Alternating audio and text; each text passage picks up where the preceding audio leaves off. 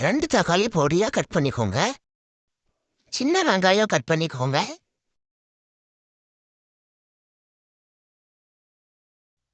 நூடுல்ஸை நல்லா பொடியா உடைச்சிக்கோங்க. மசாலாவை தனியா எடுத்துக்கலாம். உடைச்ச நூடுல்ஸை பட்டர் போட்டு ப்ரௌன் கலர்ல வர வரைக்கும் நல்லா ரோஸ்ட் பண்ணிக்கோங்க.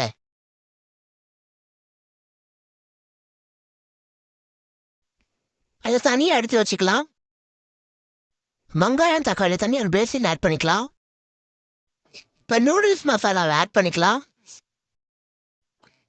இப்போ ரெட் சில்லி பவுடர் ஆட் பண்ணிக்கலாம்.